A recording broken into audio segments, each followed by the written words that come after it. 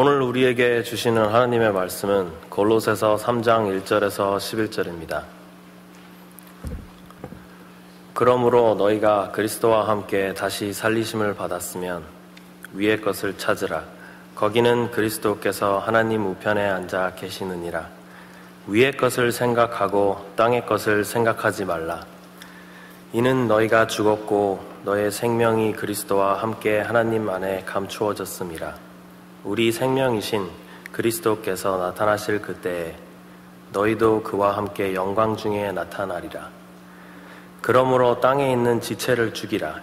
곧 음란과 부정과 사욕과 악한 정욕과 탐심이니 탐심은 우상 숭배니라. 이것들로 말미암아 하나님의 진노가 임하느니라. 너희도 전에 그 가운데 살 때에는 그 가운데서 행하였으나 이제는 너희가 이 모든 것을 벗어버리라. 곧 분함과 노여움과 악의와 비방과 너희 입에 부끄러운 말이라. 너희가 서로 거짓말을 하지 말라. 옛 사람과 그 행위를 벗어버리고 새 사람을 입었으니 이는 자기를 창조하신 이의 형상을 따라 지식에까지 새롭게 하심을 입은 자니라. 거기에는 헬라인이나 유대인이나 할레파나 무할레파나 야만인이나 스구디아인이나 종이나 자유인이 차별이 있을 수 없나니 오직 그리스도는 만유시요 만유 안에 계시니라. 이 말씀은 살아계신 하나님의 말씀입니다.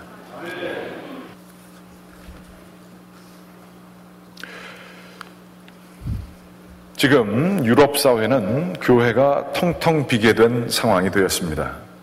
교회만 비었을 뿐만 아니라 영적으로 공동화 현상이라고 이야기하고 있습니다. 이전에 그 유럽 사회를 오랜 기간 동안 지탱해왔던 기독교 영성과 기독교의 가치가 그 힘을 잃어버린 지가 오래되었고, 그것이 눈에 보이게 이제는 교회가 비는 것으로, 이제는 아무 사람들이 거하지 않는 교회들이 너무나 많이 생기는 일들이 일어나게 되었습니다. 그러면 기독교의 영성이 없어진 이 사회를 메우고 있었던 것은 무엇일까요? 그것은 바로 세속주의, 물질주의적인 모습들이 그 가운데에 있게 되었습니다. 그런데 최근 한 10여 년 전서부터 소수 이민자로 오게 되어서 노동력을 제공하였던 많은 무슬림들이 있었습니다.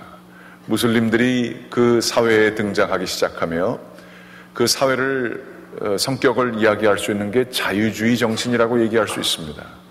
그 자유주의 정신으로 소수자들에 대한 배려와 그들의 인권을 보장해주고 평등을 이야기하면서 그들을 품어 안았었지만, 이제 최근 한 10년 사이에 그들의 세력이 점점 커지면서 최근 프랑스에서는 교회가 비어있는 채로 10년 이상 된 교회들은 다 무슬림들에게 달라, 이렇게 공식적으로 무슬림 단체에서 요청을 하게 되었습니다. 그리하여 이전까지 기독교의 가치가 없어지고 난 다음에 영적인 공동 상태를 세속주의와 물질주의가 채우고 있었다고 한다면, 이 무슬림들은 강하게 지금 무슬림적인 영성으로 그 사회를 변화시키고 있는 것이 사실입니다. 그들만 믿을 뿐만 아니라 젊은 사람들 가운데 최근에 IS 사태를 보면서도 알게 되지만, 영국이나 서구 유럽 사회의 젊은 청년들이 그 말도 안 되는 무장 폭력 단체에 자신의 삶을 내놓는 경우들이 등장하고 있는 것입니다. 극소수의 사람들만이 아니라 사람들은 이 무슬림의 강한 영성 속에 거기 뭔가 있나 하는 생각들을 많이 가지고 있는 것입니다. 이 사회적인 갈등이 대표적으로 일어났던 사건이 하나가 있었습니다. 2004년에 프랑스에서 공적인 교육 장소와 공적인 장소에서 잡을 가지고 있는 사람들에게 하나의 법이 제정됐습니다.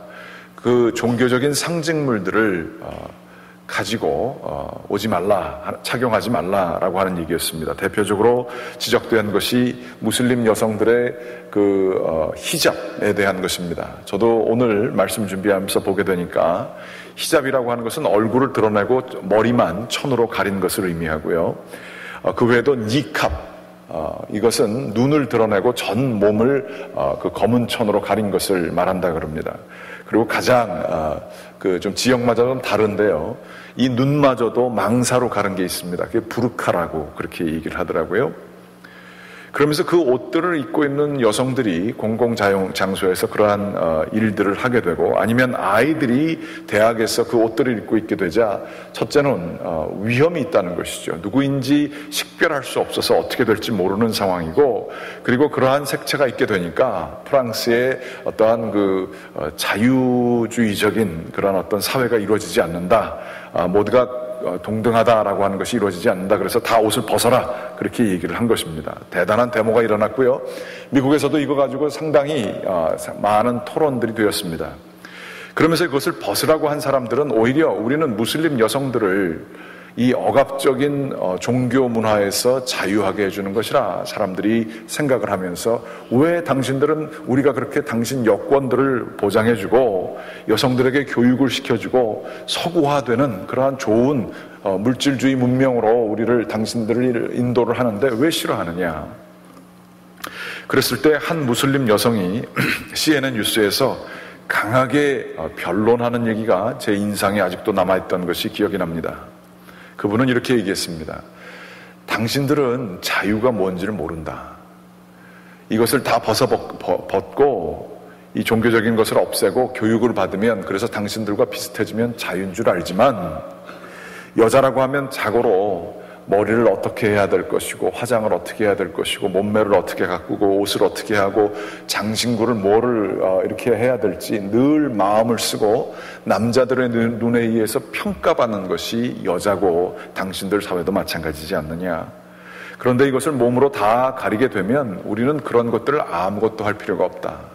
그러므로 이것이 우리를 정말로 자유롭게 하는 것이며, 이것 때문에 답답해 보일지 모르지만 이것을 통하여서 우리들은 오히려 더 자유로운 상태를 누린다라고 자유주의 사회의 다른 의미의 자유를 아주 대담하게 선포했습니다. 저는 이 사건을 보면서 생각한 것은, 수평주의의 세속주의 영성만을 가지고 있는 얄팍한 영성의 사회가 수직적인 오래된 이 문화, 이 수직적인 문화와 수평적인 문화가 만나게 될 때, 수직에 비하면 수평은 아무것도 아니구나, 이것을 제가 깨닫게 되었습니다. 당신들은 자유가 뭔지를 모릅니다. 그러나 아이러니컬한 것은 무엇인가? 그것은 바로 이슬람인들, 무슬림 사람들만 모여 사는 사회에서요, 여성이 혹시 서구 사회의 가치를 받아들여서 아름다운 머리카락을 보여주고 화장을 하고 서구적인 옷을 입고 지나간다 그러면 그 여인은 대부분 강간을 이슬람 무슬림 남자들에 의해서 당하게 된다는 것입니다. 첫째는 우리들의 가치를 지키지 않았기 때문에 너가 뭔데 그러느냐 그러면서 혼을 내주는 것이고요. 또한 여성성을 드러내기 때문에 그것을 폭력으로 취하려고 하는 그러한 이야기라는 것입니다. 그런데 놀라운 것은 거기서 어떤 여성들도 이것을 강간이나 이 사회의 폭력에 대해서 보고하지 않는다는 거예요. 이 서구 사회에 보고하지 않는다는 것입니다. 분명 무슬림 사회에는 억압이 있습니다. 그렇지만 무슬림은 자랑스럽게 생각하는 것이 있습니다. 우리에게는 수직적인 절대 문화가 있다. 당신들 서구 사회에서는 이해하지 못하는 그러한 차원이 있다. 교회는 지금 자유주의 사회와 무슬림 사이 중간에 위치되어 있고 어디로 나아가야 될지 모르고 양쪽으로부터 지금 공격을 받는 상황에 놓여졌습니다. 유럽만이 그렇지 않고 전 세계적으로 이 도전은 점점 더 극화되게 될 것이며 앞으로 우리들은 그 사회 속에 살 것입니다. 최근에 보여진 동성 결혼 합법화 문제는 자유주의의 끝에 보여지는 그러한 모든 소수인들의 인권과 자유와 평등을 얘기하는 그러한 공격을 지금 기독교가 온몸으로 미국에서 받고 있는 것입니다. 반면에 이 이슬람 세력은 공동화되어져 있는 영적으로 얄팍한 세속주의 영성만이 있는 이 사회에 절대적인 하나님이 주시는 것을 따르게 될 때에 우리는 오히려 자유하다라고 하는, 그러나 속으로는 골마 터져 있는 억압적이고 여성들이 착취당하고 있는 그러한 문화가 지금 기독교 그 흔적만 남아있는 기독교를 갈아치우고 있는 그러한 모습 속에 놓여진 것입니다. 저는 믿습니다. 우리가 한국 사람으로서 서구 사회에 속했다는 것이 아니라 교회가 진정으로 하나님께서 만드신 공동체입니다. 사람이 교회를 이렇게 만들면 좋겠다, 헌법을 만든 게 교회가 아닙니다. 예수 그리스도, 하늘에서 내려오신 그분께서 나의 몸이 되는 거룩한 이 세상의 백성, 이것은 예수 그리스도의 사명이었고 예수 그리스도가 시작하신 공동체입니다. 그런데 이 교회가 진정으로 교회가 되게 될 때에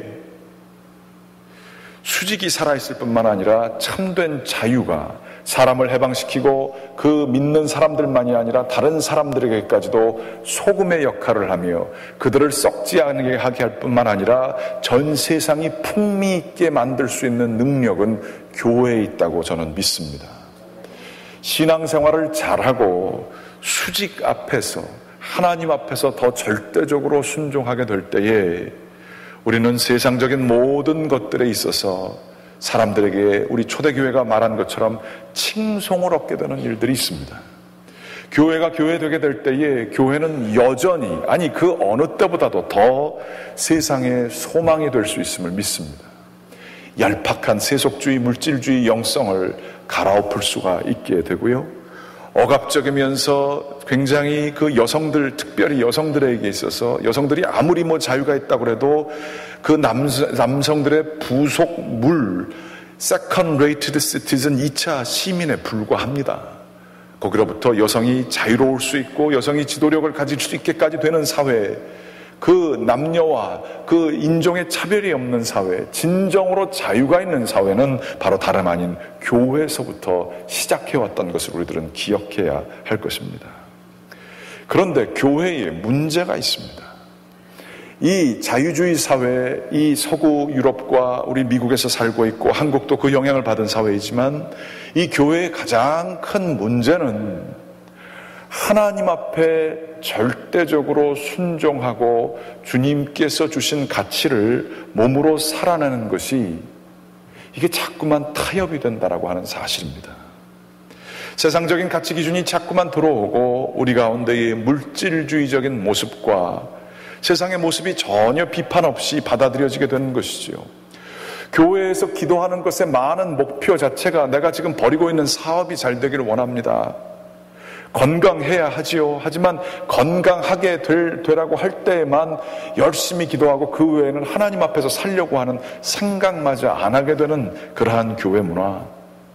교회에서 간절히 기도를 하는 모든 것들은 세상에서의 성공 가치, 물질주의적인 더 많이 가진 것에 대한 바람, 이것밖에 없게 될 때에 교회는 우리 서구 사회와 이 미국 사회가 보여주었던 수평적인 사회, 얄팍한 영성만이 있는 사회로 변화되게 된다는 거예요. 하나님의 영광을 위해서 세상에 있는 것들을 과감하게 희생하고 헌신하고 순종한다는 이 단어들, 이런 것들은 세상에서 그 어느도 얘기해주고 있는 단어들이 아닌 것입니다.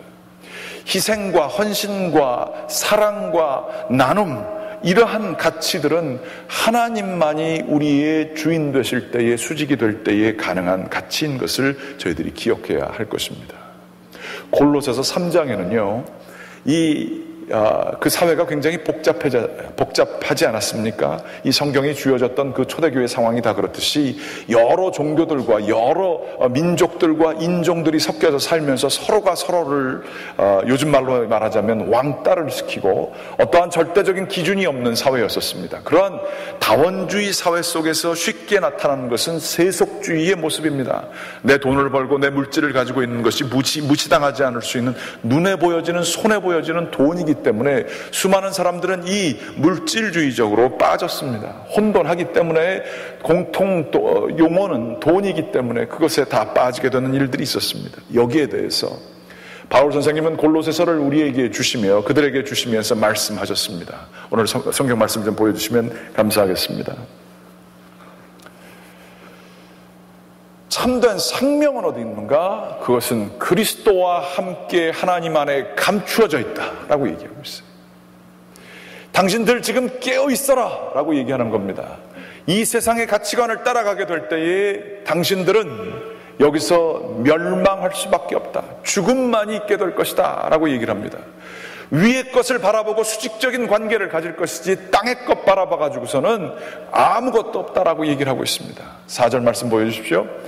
보게 되면은 거기서 나타날 때에 하나님의 진노가 어디에 임하느냐? 이 세속적인과 주관 물질주의적인 가치관에 있는 음란과 부정과 사욕과 악한 정욕과 탐심이니 탐심은 우상 숭배니라. 사회를 움직이고 있는 힘, 이것들은 바로 이러한 수평적인 사회에 있어서 힘을 가지게 하고 쾌락을 추구하게 하는 모든 것들은 음란과 부정과 사욕과 탐욕과 탐심이니, 이런 것들이 사회를 지금 움직이고 있고 이것들은 땅에 속한 것들이고 힘이면 다 되고 돈이면 다 되는 이 사회, 이것은 우상 숭배의 사회이라. 이거에 하나님의 진노가 임하게 될 것이니 땅의 것을 죽이라, 그리고 하나님 것만을 바라보라 라고 이 바울 선생님은 골로새서에서 강하게 전파하고 계시는 것입니다. 생명은 수직적인 것에 있다. 수직을 이용해서 수평을 더 가지려고 하는 일들을 하지 말아라, 반대다라고 얘기를 하고 계시는 거예요. 그러면서 말씀하십니다. 7절 말씀. 너희들도 예전에는 그 가운데 있었지 않았는가? 그 가운데 있으면서 나타나는 현상들이 있으니, 탐심을 가지고 사욕을 가지고 음란 속에 빠져서 살게 될 때의 현상들은 분함과 노여움과 악의와 비방과 너희의 부끄러운 말들을 하고 있는 것이다. 그렇게 얘기를 하고 있어요. 거짓말을 하는 것이다. 거기에는 아까도 말씀드리지만 하나님의 진노, 죽음만 있을 뿐이다. 참된 생명은 어디 있는가? 그것은 예수 그리스도 안에 있으며 하나님 안에 감추어져 있다. 이렇게 얘기를 하고 있습니다. 그러면서 10절 말씀에 너희는 어떻게 할 것이냐? 새 사람을 입으라. 새 사람, 생명을 숨겨져 있는 하늘에 있는 생명을 받은 자, 수직적으로 관계를 맺는 자의 삶을 살게 될 때에 새 사람을 받은 사람으로 살 수 있게 된다라는 말씀이에요. 그런데 놀라운 것은 새 사람을 받은 사람들이 어떤 형태의 사람이냐? 뭐 경건한 사람, 참된 것을 말하는 사람, 여러 가지가 나올 수 있지만, 이 바울 선생님이 주신 이 말씀에 보게 되면 새로운 사람들은 거기에는 11절 말씀에 놀랍게도 어떠한 인간의 내적인 가치에 대해서 얘기하는 게 아니라 인간이 가지고 있는 차별들이 없어진 사회를 얘기하고 있어요. 헬라인이나 유대인이나 할레파나 무할레파나 야만인이나 스과딘이나 종이나 자유인이나 차별이 있을 수 없다. 무슨 얘기입니까? 다 수평적인 관계로 차별을 서로 두며 이 사람 저 사람 지역적으로 나누고요, 인종으로 나누고요, 돈으로 나누고요, 이러한 나누는 모든 것들은 세속적인 가치관이라는 거예요. 그건 다 없어진다는 거예요. 사람들이 다 수직적으로 하나님과 더불어서 그분과 더불어서 살게 되면 새로운 사람이 되고 세상적인 모든 가치에서 다 뛰어넘어서 새로운 아름다운 공동체, 거듭난 사람들의 모임이 될 수 있다는 거예요. 차별이 없는 사회, 이게 하나님이 만드신 공동체, 그리스도는 그 안에 계시다라고 얘기하시는 겁니다. 저는 여기서 뭐를 보는지 아십니까? 놀랍게도 최근에 소수 인권자들의 자유와 평등과 막혔던 것들을 힘으로 풀어야 된다, 투표로 풀어야 되고 법으로 풀어야 된다라고 하는 많은 사람들이 얘기를 하고 있지만, 진정으로 자유한 사회, 몸을 다 감싸 안아가지고 자유가 아니라 정말로 모든 이들이 차별이 없이 하나님 앞에서 동일하게 평등한 사회, 그것은 교회, 즉 예수 그리스도를 통하여 거듭난 사회가 여기 있었구나. 수직이 진정으로 임하게 될 때에 참된 평등과 자유가 있는 사회의 비전이 여기 이렇게 있는데, 우리 기독교인들은 이 보고를 가지고도 사회에서 영향력을 발휘하지 못하는구나, 이런 생각을 하게 되었습니다. 그러나 우리를 붙들고 있는 것은 다름 아닌 세속주의적인 가치관이 있는 거예요. 성경에 이렇게 놀라운 보고가 있음에도 불구하고 우리는 끊임없이 사람을 평가하게 될 때에 세속적인 가치관으로 평가합니다. 저 사람이 옛날에 이랬었대, 아니면 저 사람이 돈이 얼마가 있대, 저 사람이 어떠한 무슨 일을 했었대, 누구랑 친하대, 끊임없이 자기네들끼리 편을 가리기를 하면서 조금이라도 차이가 있는 사람들이 있으면 저 인간들이라고 하며 더 이상 하나님 앞에서 선 사람들로서 교회에서 만나기보다는 끊임없이 범주화시키며 수군거리며 차별하기를 즐거워하는, 이 세상의 소망이 될 수 있는 그 보물들을 가지고도 거지 행세를 하는 우리들의 모습이 있는 것을 바라보게 됩니다.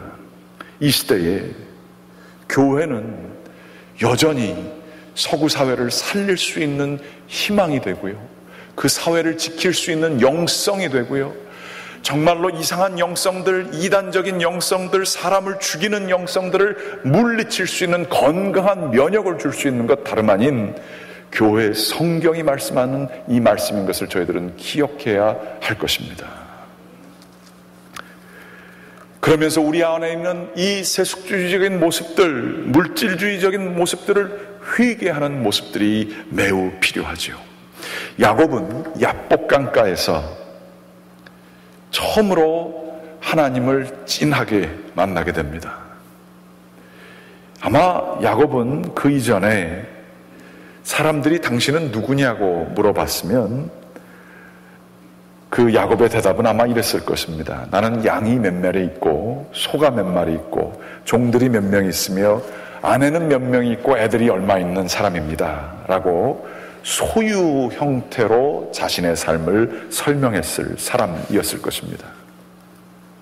그는 그를 위해서 거짓말을 하고 분을 내고 싸우고 가족이 깨어지는 것을 하더라도 더 많은 소유를 가지기 위해서 살았던 사람이 바로 야곱이었습니다. 우리가 시적인 상상력을 좀 발휘해서 생각해 보면, 이제 자신이 그렇게 귀중하게 자신의 일부라고 여겼던 가족들과 모든 양과 소와 모든 것들을 다 앞에 보내고 나서 혼자 남은 야곱은, 한번 상상력을 발휘해 보면 야복강가에 비친 그 물 위에서 자신의 모습을 처음 대면하지 않았을까 생각해 봅니다. 평생 하나님을 몰랐던 게 아닙니다. 수십 년 전에, 20년 전에 베델에서 가장 외로울 때 하나님을 만났던 뜨거운 경험이 있지요. 그리고 하나님을 늘 생각날 땐 찾았어요. 어려울 땐 찾았어요. 그렇지만 야곱은 이제 그 모든 것들이 그렇게 중요하지 않은 것을 깨닫게 됩니다. 세상의 성공의 상징이었던 소유물들을 다 떠나고 보냈을 때에 그의 모습, 강물에 비춰진 모습은 은혜 없이 아둥바둥 사느라 황폐되어져 있는 자신의 영혼의 모습을 발견했을 것입니다. 부모님과 고향을 떠나서 힘들고 어려울 때 위로해 줄 사람 아무도 없이 외롭게 살아온 그의 영혼, 그는 그 가운데에서 깊은 깨달음이 있게 되었던 것이죠. 삶을 평가하는 척도에 있어서 수평적인 차원과 수직적인 차원이 있지 않습니까? 수평적인 차원에서는 성공이냐 실패냐 이거에 따라서 살아갑니다. 마치 우리들이 그런 것처럼요. 경쟁 속에서 누가 더 힘이 있느냐, 누가 더 성공했느냐, 이것을 가지고 살아가는 것이 우리들의 모습 아니겠습니까? 남들에게 인정을 받느냐 아니면 무시를 당하느냐, 이것이 세상의 수평적인 평가라고도 볼 수가 있습니다. 그러나 이 야곱은 그게 다가 아닌 것을 홀로 있을 때 깨달은 것 같습니다. 그는 위의 것을 찾기 시작했습니다. 수직적인 차원에 있어서의 척도는 하나님과의 관계가 제대로 맺어졌느냐, 그래서 축복을 받았느냐 아니면 저주를 받았느냐, 이 문제로 해결되어진 것을 그는 깨닫게 된 것이지요. 그러면서 그는 오늘 말씀에 쓰여져 있는 것처럼, 골로새서 3장 말씀에 쓰여져 있는 것처럼 바울 선생님이 갈하면서 말씀하시는 위의 것을 찾으라, 밑에 것은 다 하나님의 진노가 임하는 것이다, 아무 소용이 없느니라, 위의 것에만 생명이 있느니라 라고 하는 그 바울 선생님의 음성이 아마 이 야곱 속에서 물려왔던 것 같아요. 그러면서 천사와 더불어 씨름합니다. 당신이 나를 축복하기 이전까지는, 하나님께서 나를 축복하기 이전까지는 내가 당신을 놓아드리지 않겠습니다. 수직적인 관계 없이는 내 영혼 너무나 메말랐습니다. 내 영혼 이해해 줄 사람 아무도 없습니다. 너무나 상처가 많습니다. 나는 정말 외로워서 어디 얘기할 사람도 없습니다. 야곱은 거기서 넘어졌던 것 같아요. 그 싸움 속에서 그러나 그는 평생 절개되는 그러한 엉덩이 뼈에 금이 가는 그러한 상처를 얻지만 그 상처 때문에 그는 평생 하나님을 잊지 않고 기억을 합니다. 그러면서 그 다음에 정말로 놀랍게도 수평적인 관계에 가장 큰 부담이 되었던 에서 형과 더불어서 자기가 아무것도 한 게 없어요. 쩔뚝거리면서 걸어서 그 에서 형 앞에 간 것밖에 없어요. 그러나 에서 형과 풀리게 되는 일이 있어요. 아주 신비스럽게 풀립니다. 어떻게 400명의 군사를 데리고 나왔던 에서 형이 자신을 맞아주는 사람이 될 수 있었을지 이해할 수 없습니다만, 하나님을 믿게 될 때에, 수직적인 관계가 살아있게 될 때에 이 신비는 늘 일상이 되는 것을 발견할 수 있지 않습니까? 그렇게 야곱이 수직적인 관계 위의 것을 찾게 될 때 야곱의 삶 속에 생명이 있었죠. 그렇다고 해서 해필리 에버 애프터 다 모든 것이 다 그 다음에 잘 됐느냐? 그렇지 않습니다. 자신의 자식이 잘못되어가지고 모든 거기에 토착민에 의해서 죽게 되어진 상황이 되었을 때에 야곱은 그 자식들에게 얘기합니다. 세속주의적인 가치를 가지고 그것을 추구했던 모든 것들을 버리라고 얘기합니다. 금이나 장신구나 귀걸이나 이 모든 것들을 다 버리라고 얘기하고 있습니다. 오늘 얘기하는 이 말씀과 같은 거예요. 우리에게 걸쳐졌던 모든 세속적인 것들을 다 버리라고 얘기하고 있어요. 그렇게 가치가 중요했던 소유 형태의 삶을 버리라고 얘기하고 있으며 그가 얘기합니다. 내가 젊었을 때 하나님을 만났던 베델로 다 같이 올라가자. 거기에 생명이 있다. 성경은 좀 자세하게 설명해 주면 좋겠는데, 하나님 앞에 나아가 무릎을 꿇고 그들이 제사를 드리게 되었을 때에 그들을 갑자기 주변에 있었던 그들을 죽이려고 했던 그 토착민들이 두려워서 다 도망가게 되는 일들이 일어나게 됩니다. 하나님이 하시는 일이죠. 우리 믿는 사람들은 위의 것, 수직적인 관계가 얼마나 중요한지를 깨닫는 사람들이에요. 이것은 삶에 있어서 이 우리가 가지고 있는 가치관들 어떻게 하면 좀 더 가져서 내 자식에게 뭘 더 줄 수 있을까? 내가 좀 더 가져서 사람들 무시당하지 않고 내가 좀 나 자아를 좀 잘 드러내면서 살 수 있을까? 아니면 내 남편이 좀 잘 되고 뭐가 좀 잘 돼서 남들에게 인정받는 자리가 돼서 성공한 사람이 좀 돼가지고 나의 존재감을 좀 드러낼 수 있을까? 내가 그러한 가치를 추구하면서 살아간다고 얘기는 하지 않지만 나를 아침에 일어나게 하고 나를 바쁘게 살고 하고 있는 것들이, 그런 것들은 삶들이 우리가 많이 있잖아요. 그런데 거기에 대해서 벗어버리지 않는 한 수직적인 관계는 제대로 맺혀지지가 않는 겁니다.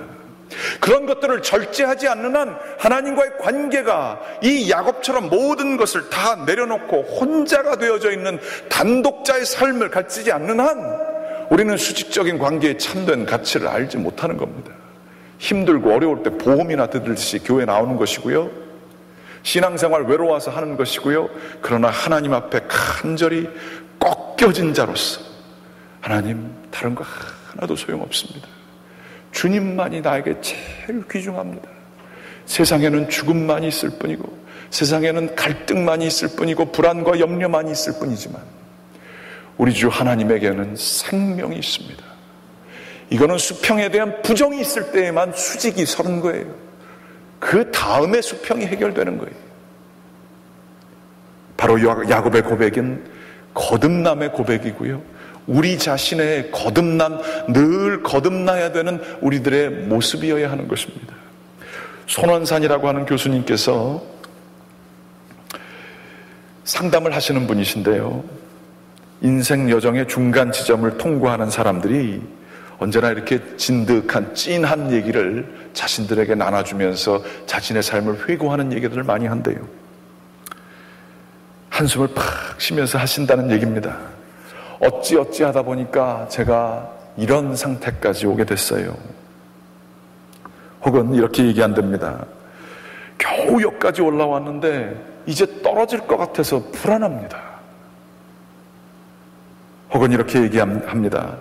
이제 한번 제대로 살아보려고 마음 먹었는데 이렇게 병이 들어버렸네요. 또 혼자서 지내는, 애들을 다 보내고 나서 지내는 그 인생의 전반기를 지난 후반기를 가는 사람들이 하는 얘기랍니다. 늘 언제 애들 다 키우고 혼자 있겠나 싶었는데 막상 홀로 있어 보니 바쁘게 사는 것보다 훨씬 더 힘드네요. 가족은 함께 같은 길을 가는 줄 알았는데 남편 가는 길, 자식 가는 길이 각각 다르고 내가 가는 길도 다 다르네요. 나는 너무 외롭습니다. 다시 한번 살 수 있으면 잘 살 수 있을 것 같은데, 또 이런 얘기를 한답니다. 시간의 힘이 강력한 것 같아요. 나를 여기까지 밀어넣네요. 시간이 어느 날 너는 여기까지라고 말할 날이 금방이라도 올 것 같습니다. 그래서 두렵습니다. 중년이 되니 늘 슬픔과 외로움이 제 주변을 맴돌고 있는 것 같습니다. 또 어떤 분들이 이렇게 얘기한답니다.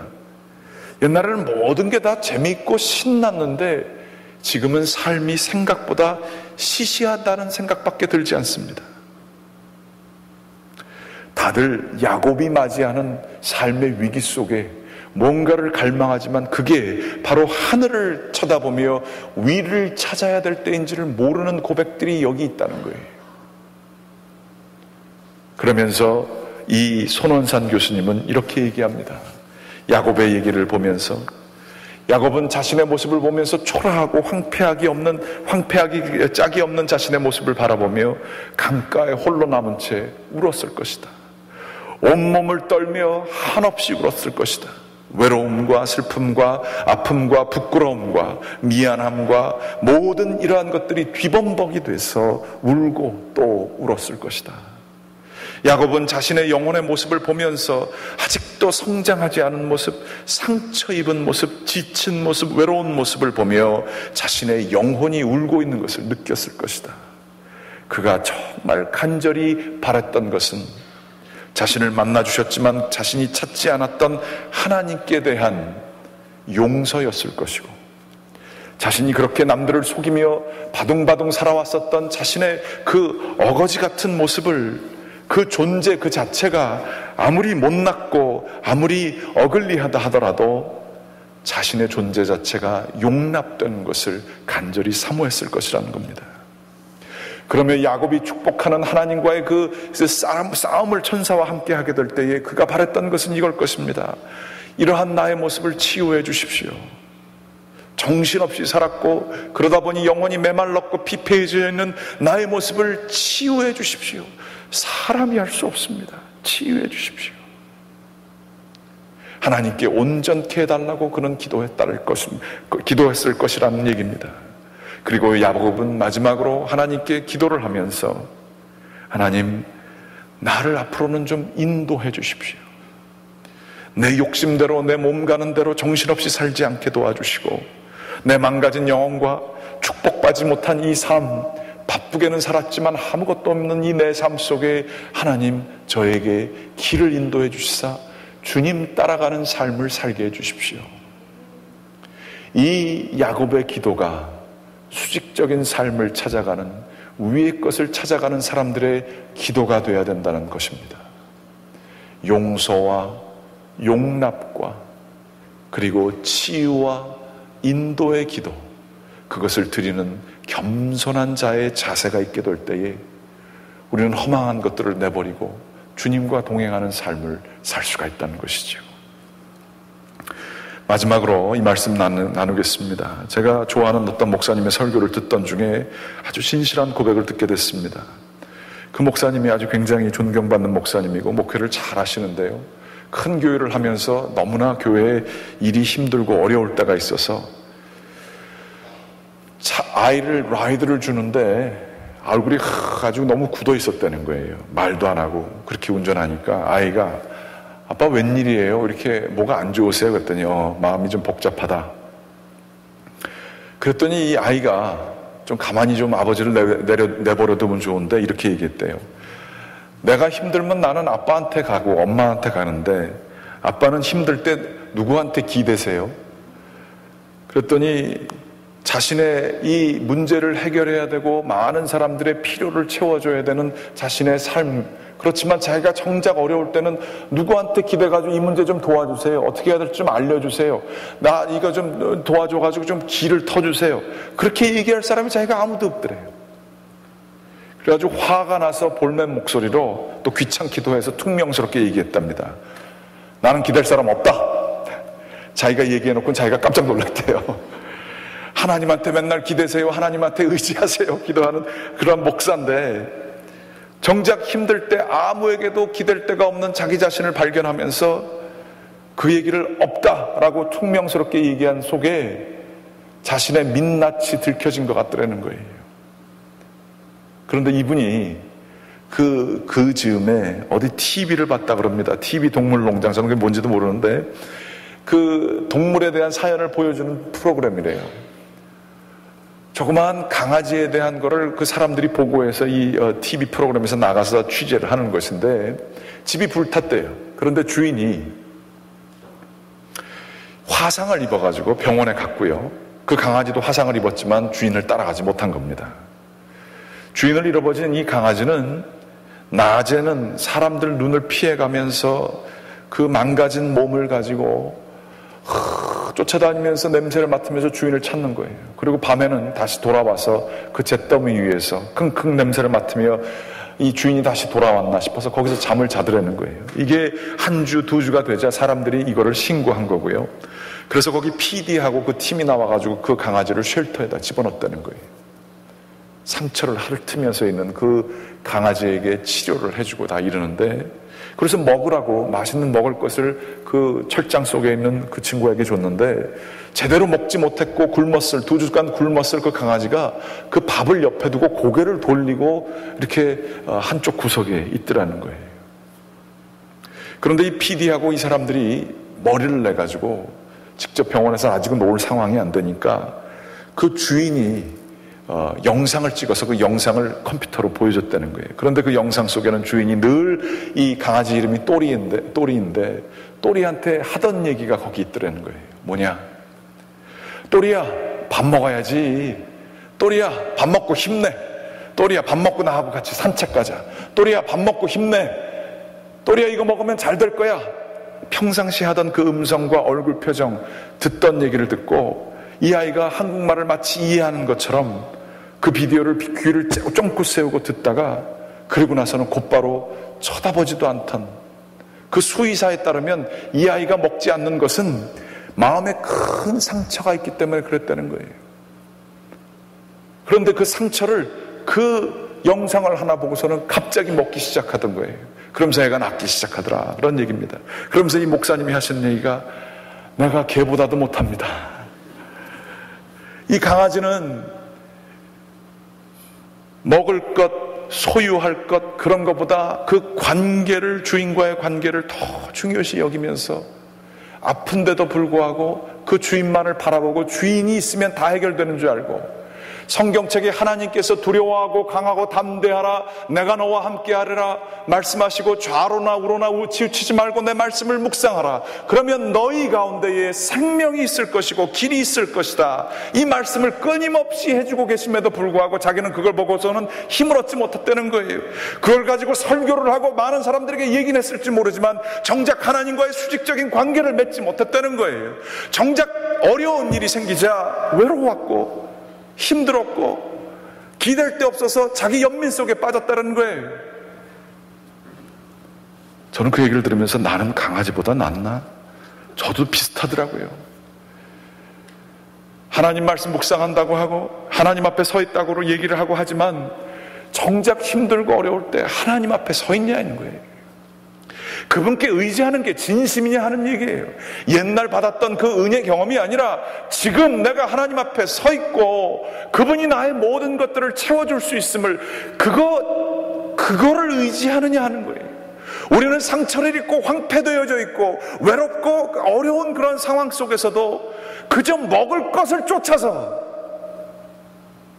쓰레기통을 뒤지면서 달고 있는 강아지, 그런 강아지가 되지는 않나요? 나의 안정이 주인으로부터 오는 것이 아니라 쓰레기통에 있는 그 버려진 음식이 있을 것 같아서 그것만을 더 추구해서 더 가지려고 하고 그것에서 자존심을 가지는 그러한 강아지의 삶을 살고 있지는 않습니까? 그리고서는 아무도 돌보지 않는 것 같아서 외롭기 짝이 없고 내 옆에 있는 사람과 말을 나눌 사람이 없어서 늘 분노 속에, 수군거림 속에, 탐심 속에 우리들이 살고 있지는 않습니까? 하나님 안에 그리스도께서 저희에게 허락하신 생명이 있음을 우리들은 믿어야 할 것입니다. 그분이 계시면, 그분께 의지하면, 그분이 주시는 강하고 담대하라, 두려워하지 말라, 또리야 힘내, 너 말씀 먹고 그대로 살게 되면 내가 너를 해결해 줄 것이야, 그 음성을 듣게 되면은 우리 가운데 영혼이 소생되게 됨을 믿습니다. 그것을 살아내셔서 거짓된 영성을 물리치고 허망한 자유주의의 구호를 물리치며 이 사회의 참된 영성을, 참된 길을 보여주는 우리 갈보리 교회 식구가 되기를 주님의 이름으로 간절히 축원합니다. 기도하시겠습니다. 살아계신 아버지 하나님, 감사합니다. 하나님과 살아있는 수직적인 관계를 맺어가며 살아가는 저희들 될 수 있도록 인도하여 주시옵소서. 하나님이 계시기에 우리들은 힘을 얻을 수 있습니다. 주님이 저희와 함께 하시기 때문에 두려울 것이 없음을 믿습니다. 사망의 음침한 골짜기를 내가 걸을지라도 주께서 나와 함께 하시고 지팡이와 막대기로 나를 인도하시사 나를 푸른 초장에 눕게 하시는 하나님의 은혜가 저희에게 있음을 믿습니다. 주님만 따르겠습니다. 주여 함께하여 주시옵소서. 예수 그리스도의 이름으로 간절히 기도드렸습니다. 아멘.